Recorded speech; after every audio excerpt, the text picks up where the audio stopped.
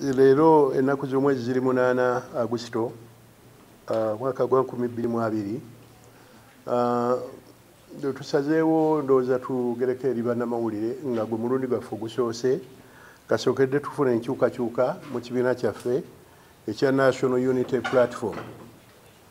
Now, ekibiina kino nga bwe nabategeezaako emabega eyo kyawandiisibwa mwaka gwa 2004 era kiri namba eya registration eri namba 12.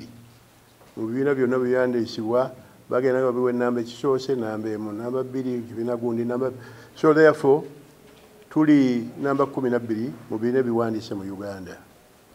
Mbadde nyimiridde wano olunaku olwaleero nga ngezaako okumulungula complaints oba ebintu byetuwulira ebyokwemulugunya byetuwulira mu public, byetuwulira mu Electoral Commission, byetuwulira ne mu nkuubo nti abantu abamu betutamanyi betulabangako mu kibiina bagenze ku Electoral Commission bateekayo complaint nti ekibiina kyaffe kya National Unity Reconciliation and Development Party kyakyusa kitya erinnya okugenda mu National Unity Platform.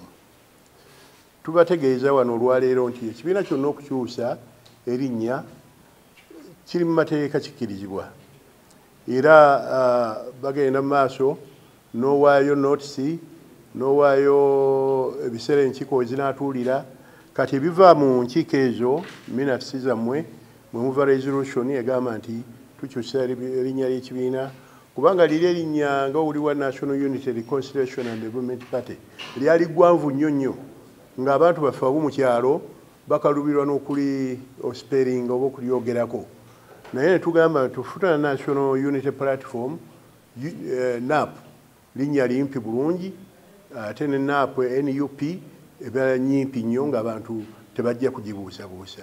Ensonga lwaki twakyusa ekibiina erinnya tewali ensonga ndala yonna naye erinnya lyali ggwanvu nnyo abantu b'ebyalo nga bakivuunula bulala tebakitegeera. So ne tufuna erinnya eppya era ne tugenda mu maaso nga tukola emirimu gyaffe. Kati ekiseera we kyatuuka nti buli luvannyuma lw'emyaka ena ebibiina by'obufuzi birina okukyusa okulonda obukulembeze obujja. Twagenda mu maaso ne tutuuza olukiiko lwa NEC ne lusalawo nti tujja kutuuza Tabamiruka owa Delegates Conference nga ennaku z'omwezi 14 July 2022. Twagenda mu maaso ne tulanga mawulire notices ne zigenda mu Electoral Commission tuwandikira poliisi olw'okutuwa obukuumi ku lunaku olwo ne bo baafuna ebiwandiiko era ne tebatuddamu naye bwe nga bafuna ebiwandiiko ebyaffe. Therefore olunaku nga lutuuse twagenda mu maaso tutuuze olukiiko olwo. Olukiiko lwe twatuuza badelegates nga bwe twali in consideration na bino ebya COVID guidelines twayita abantu abaali namba emala twayita abantu tulanga ne mawulire New Vision nga tuwa notisi ey'olukiiko olwo. Twatuuza olukiiko lwalonda obukulembeze obupya era nga pulezidenti omupya yalondebwa ku lunaku olwo ye Honorable Ssentamu Kyagulanyi. Nze ku lwange nga Nkonge Moses Kibalama sirina nnyo mululu gulemera mu kibiina. Ekibiina twakyanding over misana tuku bannamawulire abamu mwaliwo wano ne Tabamiruka ebyasalawo byonna twabitwala mu Electoral Commission ebikola ki ne biwandiisibwa. Kati bwe mmala okuwandiisibwa mu Electoral Commission teri weetandikira kutugamba nti mwakola okuŋŋaana telwali mu mateeka kuba twagiwandiikira dda era ne rekodi zaffe ne tuziteeka ki ku rekodi era babirina.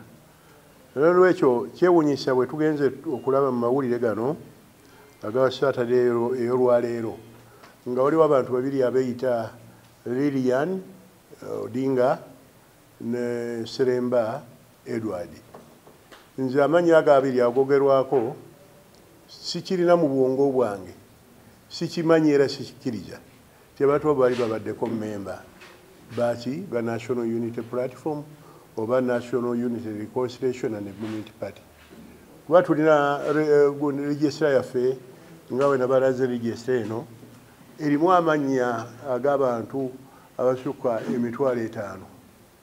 Registra eno yekuuma omuntu gw'oyita memba w'ekibiina.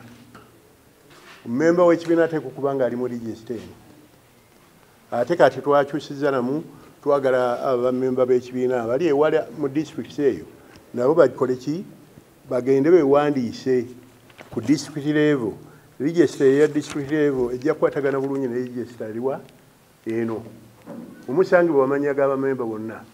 Kati n'ogenda osanga nti omukyala ayogerwako Lilian what's the name? Odinga tetumumanyi, tetumulabangako, tabeerengerako memba wa party. Ne Seremba Edward tabeerangako memba wa party. Therefore abantu bano ba staging nti state ne stating ne ba staging abantu mugende mukole complaint kubanga bwe munakola complaint Kyagulanyi bajja kuba bamuggalidde nga talina takyasobola kukola ki kukozesa kibiina ekyo. Ebyo ssebo mu biwulira naye si bituufu n'akamu. Abantu oboogerwako tetubamanyi era si bamemba b'ekibiina kubanga mu national register tebaliimu. Ne kaadi yaffe ey'ekibiina membership card tebagirina. Kaakati otandikira okukola complaint omuntu afaana bw'otyo.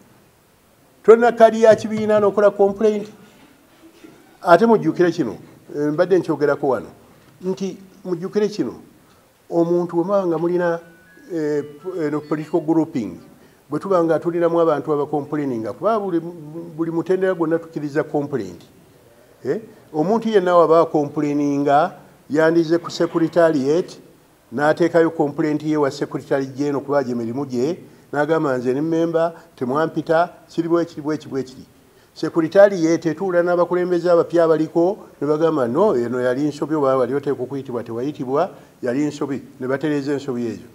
Naye omuntu agenda waggulu eri obutere ku electoral commission kubanga eri office ya gavumenti gavumenti ejja kubalagira ba spoilers batandika okwonoona obwonoonyi bageze kakiiko ka byakulonda n'obabuuza nti mmwe oba muli bamemba ba kibiina mwageze wa secretary general ne mutegeeza complaint yammwe. Nothing. Abantu you can't pick people from the streets no parading ati bagende ne baluya zino badde in my lifetime myaka 5 mbadde simanyi eriyo baluya abayayi nakitegedde lundi just yesterday was pondering nebuuza kiki lawyer n'oyimirira nga tubuuziza abantu abo.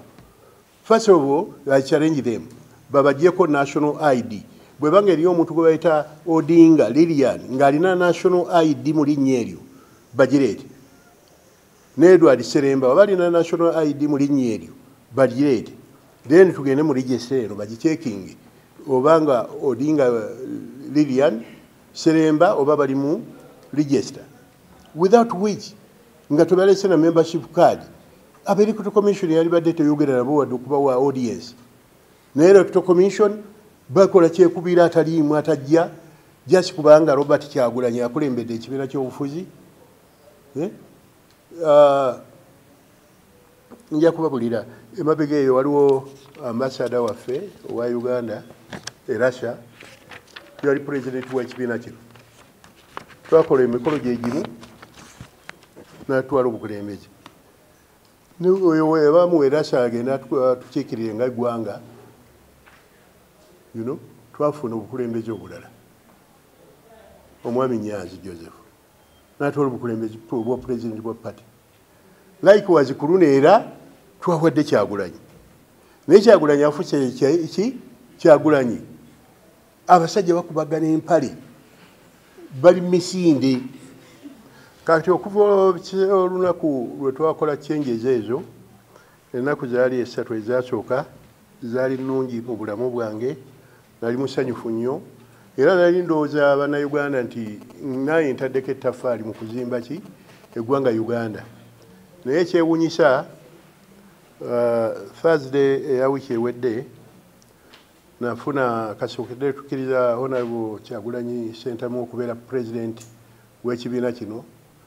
Natandika okufuna simu ezitiisatiisa nfuna obubaka obw'enjawulo obutiisatiisa ekibiina wakiwadde otya Kyagulanyi yazze atya okubeera omukulembeze ne tubalagamba nti mugende mu register y'ekibiina gyeri ku secretariat e Kamwokya mulabe ebbanga Kyagulanyi weeyingirira ekibiina kyali ddi kuba teyayingidde eggulo ne tumulonda ggulo naye abadde mwali so abantu abo ku Lwokuna abantu abatamanyiddwa bajja mu maka gange essaawa ez'ekiro nabalaba kuba nalingiza mu ddirisa nembalaba naye okumala okulingiza mu ddirisa nembalaba ennyumba yange erina security entegeke eŋŋenderere nasobola okuyita mu kageeti akatono nze nembulawo era bagenda okutuuka n'emmotoka yawe njisuza nga yavuddewo dda kati nenzijja mu geeto wano we nasula naye okuva olunaku olwo Olwokuna era abantu abo tebayimiridde bagenda mu maaso n'okukola ki n'okutiisatiisa bakuba amasimu bakola biki ebintu ebikanga ekyo kale kwagala okutegeeza public emanye nti wadde ekikolwa kye twakola kiri mu mateeka ekyokukyusa obukulembeze naye kyatuviiramu obulabe kubanga tutuula bufoofufu ekibiina newunya nnyo bannayuganda eggwanga lyaffe lino lyonoonese nnyo lyafa abantu balowooza mu kutunda kintu gundi tunda kino abamu batunda bibanja bya bataata baabwe abamu batunda ettaka lya wajjajja baabwe n'ettaka eriko ebijja bantu bagudde ddala ku ssente naye ng'oli mu byabufuzi ebitwala eggwanga mu maaso progressive politics toyinza kuddawo nti natunze ekibiina okitunda okiguzaani ekibiina okiwa value ki kirina value ki ffe twayagala abasajja abavubuka bano bagende mu maaso okutwala eggwanga mu maaso n'okuwamba obuyinza bw'eggwanga lino nga bayita muki mu kulonda era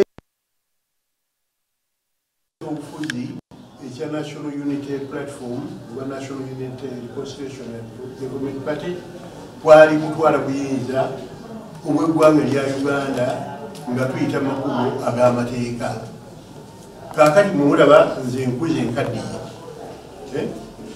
abasajja baba ni bato balabi myaka 24 myaka 26 simanyi olinyazi yawezezze mpozi emyaka 24 naye kaakati emyaka 59 nze ekibiina ngenda kukitwala atya mu maaso nende ekikwata ekibiina nekikugamba Kyagulanyi